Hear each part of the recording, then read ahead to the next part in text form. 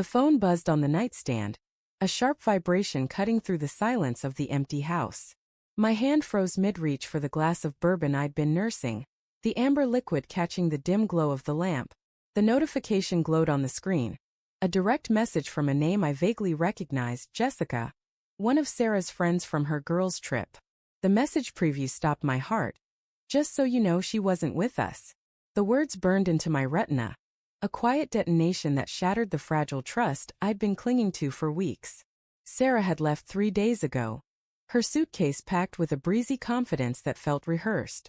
Just a weekend with the girls, she'd said, her smile too bright, her eyes darting to her phone as it pinged with notifications.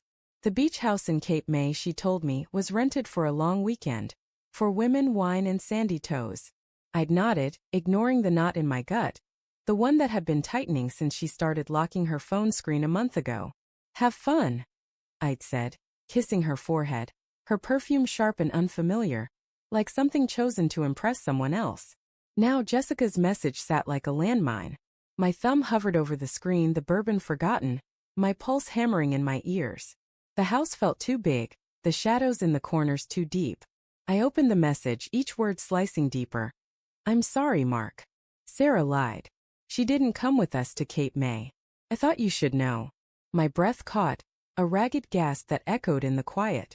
The room spun, the worn leather couch, the coffee table littered with takeout containers, the framed photo of us at Niagara Falls, her laugh frozen in time. Was that a lie too? I typed back, fingers trembling. What do you mean? Where is she? No response. The 3 dots of Jessica typing appeared, then vanished. My mind raced, stitching together fragments of the past weeks. Sarah's late nights at work, her sudden interest in yoga classes, the way she'd flinch when I touched her unexpectedly. I chalked it up to stress, to her new promotion, to anything but this. Denial was a warm blanket, and I'd wrapped myself in it tightly.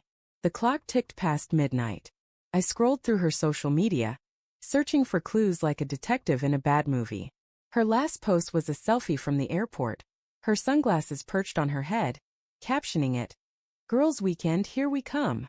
The comments were a chorus of heart emojis and "have fun" from friends. But now each one felt like a mockery. I zoomed in on the photo, her smile a little too perfect, her eyes hidden behind the reflection of the terminal lights. Was she already with him then? I called her. Straight to voicemail. Hey, it's Sarah, leave a message. Her voice was bright, carefree, a stranger's. I hung up, my throat tight. The bourbon burned as I downed it, the glass clinking hard against the table. I paced the living room, the hardwood creaking under my bare feet, each step fueling the storm in my chest, anger, fear, heartbreak, all tangled together like barbed wire. The front door rattled and I froze. Keys jingled and Sarah stepped inside, her hair tousled, a faint sunburn dusting her cheeks. She stopped when she saw me, her smile faltering. Mark? You're still up. Her voice was light, but there was a tremor in it, a crack in the facade. Where were you? My words came out low, sharp, like a blade drawn slowly from its sheath. She set her bag down, her movements deliberate. Cape May, like I said. With the girls. She laughed, but it was brittle like glass about to shatter. Why are you looking at me like that? Jessica messaged me. The words landed like a grenade.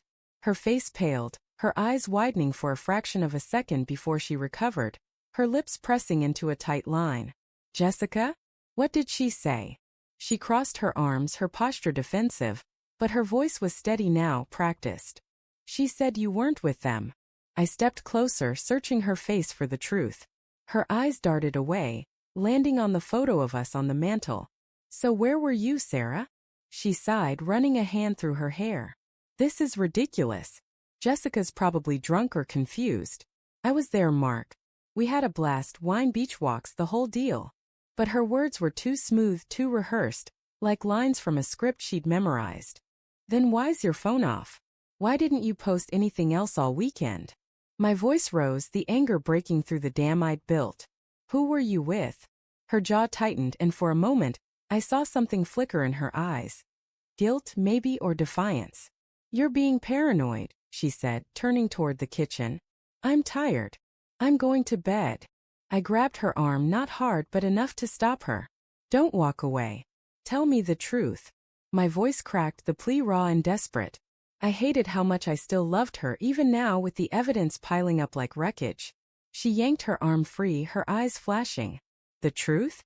The truth is you're suffocating me, Mark. Always checking, always doubting.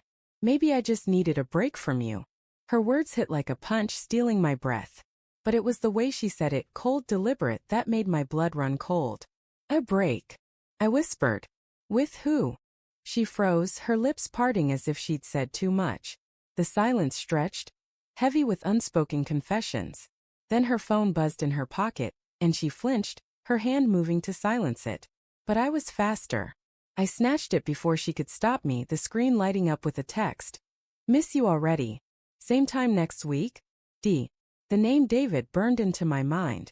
Her coworker, the one she'd mentioned in passing, the one who always seemed to linger too long at office parties. My hand shook as I held the phone, the words blurring through a haze of tears I hadn't realized were there. Mark, give it back, she said, her voice low, almost a growl. But there was fear in her eyes now, the mask slipping. Who's David? I asked, my voice barely above a whisper.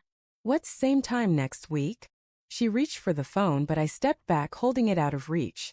It's nothing, she said, but her voice trembled, the lie crumbling. Just a friend.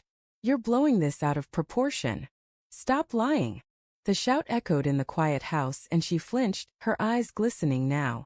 For a moment I thought she might cry, might confess, might beg for forgiveness. But then her expression hardened, and she straightened, her chin lifting defiantly. Fine, she said, her voice cold as ice. You want the truth? I was with David. And it wasn't the first time. The words landed like a sledgehammer, shattering the last of my denial.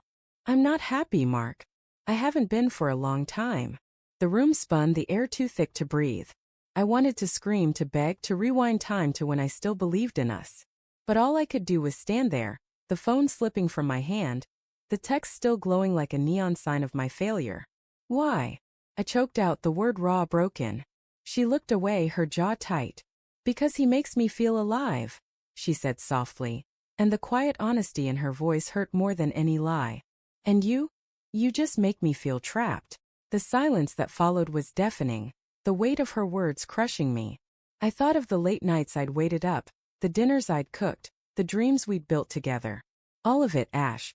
I wanted to hate her, to hate him, but all I felt was a hollow ache, a grief for something already gone.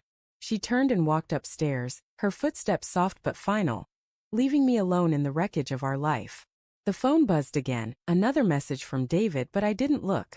Instead, I sank onto the couch, the bourbon bottle empty, the photo of us mocking me from the mantel.